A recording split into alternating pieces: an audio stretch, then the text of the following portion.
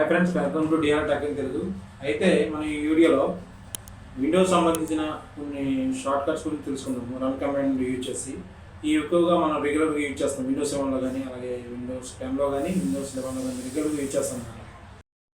ఈ వీడియోలోకి వెళ్ళే ముందు నా నుంచి స్మాల్ రిక్వెస్ట్. ఈ వీడియో మీకు ఇన్ఫర్మేటివ్గా అనిపించినట్టయితే లైక్ చేయండి, షేర్ చేయండి, అలాగే సబ్స్క్రైబ్ కూడా చేసుకోండి. దానికోసం మనం ఫస్ట్ రన్ కమాండ్ ఓపెన్ చేసుకోవాలి. రన్ కమాండ్ ఓపెన్ చేసుకోవాలి, మీ అందరికీ తెలిసిందే. విండోస్ కీబోర్డ్లో విండోస్ ఆర్ కొడితే రన్ కమాండ్ ఓపెన్ అవుతుంది. మనం ఇందులో ఫస్ట్ షార్ట్ కట్ వచ్చేసి యాప్-విజ్.cpl. యాప్-విజ్.cpl దీనివల్ల యూజ్ ఏంటంటే మనకి సిస్టంలో ఏ అయితే సాఫ్ట్వేర్ ఇన్స్టాల్ చేసి ఉన్నాయో మొత్తం లిస్ట్ మొత్తం మనకు కనిపిస్తుంది అనమాట. మొత్తం ఏ సాఫ్ట్వేర్ ఉన్నాయో ఒకవేళ ఇందులో మనకు ఏదైనా సాఫ్ట్వేర్ అవసరం లేదనుకోండి, సెలెక్ట్ చేసుకొని అన్ఇన్స్టాల్కి క్లిక్ చేస్తే అన్ఇన్స్టాల్ అయిపోద్ది అనమాట. దీని షార్ట్ కాకుండా మనం రెగ్యులర్గా యూజ్ చేసేది ఏంటంటే కంట్రోల్ ప్యానల్కి వెళ్ళి ప్రోగ్రామ్ ఫైల్స్కి వెళ్ళి ప్రోగ్రామ్స్ అండ్ ఫీచర్స్లోకి వెళ్తాం అనమాట. ఇదంతా లాంగ్ ప్రాసెస్. అలాగే అలా కాకుండా ఈ యాప్-విజ్.cpl అని కొడితే ఈజీగా మీకు అన్ఇన్స్టాల్ ఆర్ చేంజ్ ద ప్రోగ్రామ్స్లోకి వచ్చేస్తుంది అనమాట. ఓకే, దాని నెక్స్ట్ కమాండ్ వచ్చేసి పిఎస్ఆర్. ఈ పిఎస్ఆర్ వల్ల యూజ్ ఏంటంటే మనం సిస్టంలో చేసే ఆపరేషన్స్ అన్నీ స్క్రీన్ షాట్ రూపంలో మనకి ఇస్తుంది అనమాట. అది రికార్డింగ్ చేస్తుంది, లేకపోతే స్క్రీన్ షాట్ తీస్తుంది. So suppose for example start record అని కొట్టామనుకోండి, మనం ఏదైతే సిస్టంలో ఆపరేషన్ చేసామో మొత్తం అన్నీ మనకు చూపిస్తుంది అనమాట. సపోజ్ ప్రోగ్రామ్ ఫైల్స్ ఓపెన్ చేశాను. So programme files, Google drive, Chrome, మళ్ళీ బ్యాక్ వచ్చేసాను నేను ఇంటెల్లో. ఎవ్రీ టెక్స్ట్తో సహా మనకు చూపిస్తుంది అనమాట. ఇట్లోకి వచ్చాను, బ్యాక్ వచ్చాను. ఇప్పుడు నేను స్టాప్ చేస్తాను. స్టాప్ చేసిన చూడండి, మనకి మొత్తం ఎవ్రీ ఆపరేషన్స్ ఏదైతే మనం చేసామో మొత్తం స్క్రీన్ షాట్స్ చూపించిందా. Plus user double click on name ఇంటెల్లో, user click on laptop, media resources, back to ఇంటెల్లో, ఇవన్నీ మొత్తం ఏదైతే ఆపరేషన్ చేసామో మొత్తం చూపిస్తుంది అనమాట. ఓకే, దెన్ ఇది కావాలంటే మనం సేవ్ చేసుకోవచ్చు. సేవ్ చేసుకోవాలంటే సేవ్ చేసుకోవచ్చు అనమాట ఈజీగా. ఓకే, సేవ్ అంటే సేవ్, లేదా నేను నాకు అవసరం లేదు నో కూడా వేస్తున్నాను. దెన్ నెక్స్ట్ కమాండ్ వచ్చేసి క్లీన్ ఎంజీఆర్ అనమాట. దీనివల్ల యూజ్ ఏంటంటే మనం సిస్టంలో ఉన్న టెంప్ ఫైల్స్ కానీ, లేకపోతే సి డ్రైవ్లో ఉన్న అన్వాంటెడ్ ఫైల్స్ కూడా ఈజీగా డిలీట్ చేసుకోవచ్చు అనమాట. ఇందులో తీసుకుని సెలెక్ట్ చేసుకుని టెంప్ ఫైల్స్, తర్వాత టెంపుల్స్, రీసైకిల్ బిన్ ఇన్ని సెలెక్ట్ చేసుకొని ఓకే కొడితే మనకి సిస్టమ్ ఫైల్స్ అన్నీ క్లీన్ అయిపోతాయి అనమాట. సిస్టమ్ కొంచెం ఫాస్ట్ కూడా ఉంటుంది అనమాట. దాని నెక్స్ట్ కమాండ్ వచ్చేసి డిస్క్ మేనేజ్మెంట్, diskmg.mt.msc. దీనివల్ల యూజ్ ఏంటంటే మనకి సిస్టంలో ఉన్న ఎన్ని అయితే హార్డ్ డిస్క్లు ఉన్నాయో మొత్తం చూపిస్తుంది అనమాట. సపోజ్ ఒక్కొక్క సిస్టమ్ 2 ఉంటాయి, 3 ఉంటాయి, 4 ఉంటాయి. For example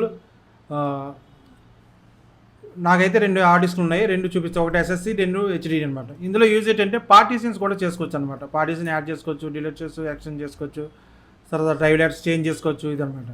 okay, next command వచ్చేసి msinfo32.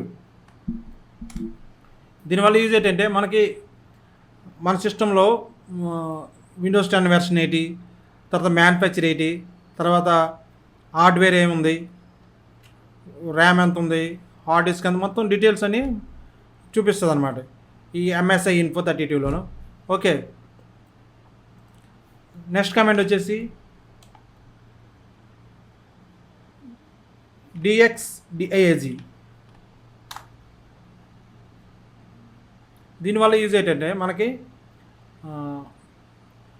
మన సిస్టంలో ఏ ఆపరేటింగ్ సిస్టమ్ ఉంది, అలాగే కంపెనీ ఏంటి, అలాగే దీని ప్రాసెసర్ ఎంత, మెమొరీ ఎంత, మొత్తం డీటెయిల్స్ చూపిస్తుంది అనమాట. అలాగే గ్రాఫిక్ కార్డ్ ఎంత ఉంది అని మొత్తం మనకు చూపిస్తుంది. ఎంత గ్రాఫిక్ కార్డ్ యూజ్ చేస్తున్నాం మొత్తం అని చూపిస్తుంది అన్నమాట. డీటెయిల్స్ మొత్తం చూపిస్తుంది.